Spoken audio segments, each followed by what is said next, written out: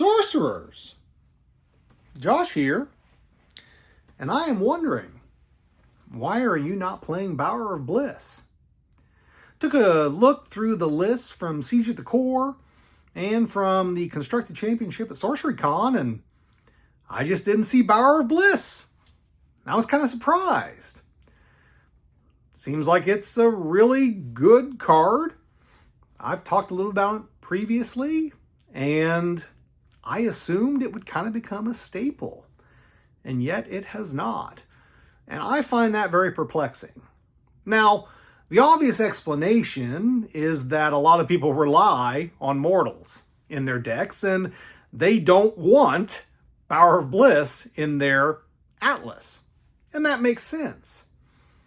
But if I'm a person who's playing in a competitive environment and I don't use a lot of mortals, or if I only use one or two, I do not understand why you would not include Bower of Bliss. Because here's the thing. Bower of Bliss absolutely decimates certain strategies. In addition, it severely hamstrings other decks.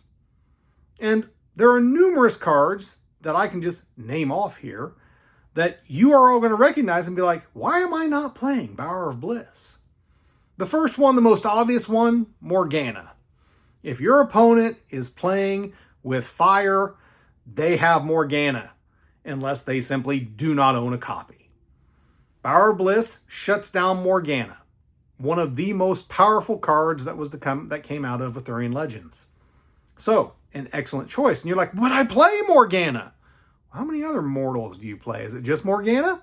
Are you playing something else with fire that involves a whole lot of, colicky dragonettes, quarrelsome kobolds, that type of thing?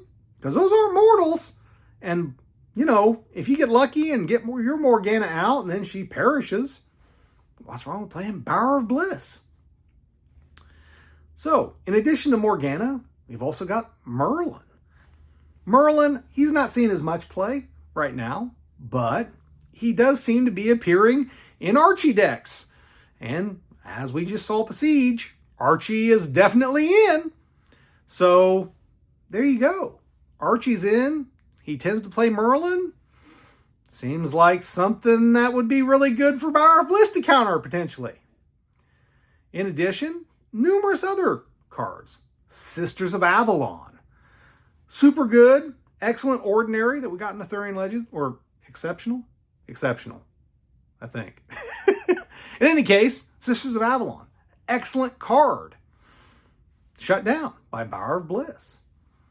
Then there's obviously Apprentice Wizard. An old staple, maybe not seen as much, but a solid card. But man, Bower of Bliss shuts it down. Brother Knights. Oh, all of a sudden those Brother Knights that were such a bargain, they're not a bargain anymore. They're just hit by Bower of Bliss. Nothing happens. So lots and lots of cards that are impacted by it. Now, a couple of the other really big ones, though, that just completely get eliminated by Bower of Bliss. Vivian. You're going to pay 5 mana for this 1 strength minion? Not with Bower out, you're not. Then we've got Courtesan Theus. How many of you have lost to a Courtesan? I know she's not terribly meta right now, but she'll make a comeback. And when she does, if Bower's out, doesn't matter.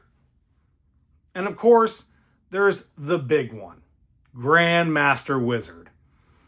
So many decks. If you're running air, there's a very good chance you're running Grandmaster Wizard. Drawing 3 spells is amazing. End of story. Again, Bower of Bliss. No. Not going to happen. So that's my question to all of you. Why has Bower of Bliss not ended up in your Atlas? Are you all out there running mortals? Are you all out there running Archie? I have a feeling a lot of you are running Archie, and you're relying on a lot of those mortals I just named. But if you're not, if you're someone who's out there doing something else, I think you should really consider it. Really give it some thought. Yeah, Power of Bliss doesn't have Threshold. That's unfortunate. But man, the power that one card packs, if it comes out, it can create a lot of dead or mediocre cards in your opponent's hand all of a sudden.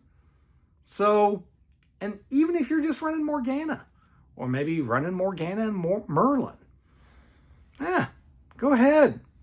Run Power of Bliss in your deck too. It's not a big loss necessarily, and you get to choose when you play it. So if you get your Morgana out quick, she dies, Power of Bliss time. I am not letting that guy over there with all his mortals come at me. And now all of a sudden, he's got a bunch of mediocre cards that he's going to have to deal with, and you can trot off to victory. So, just some thought. Take a look at the card. See what you think. Maybe it's not worth it, but just the number of cards that it messes with, I don't know.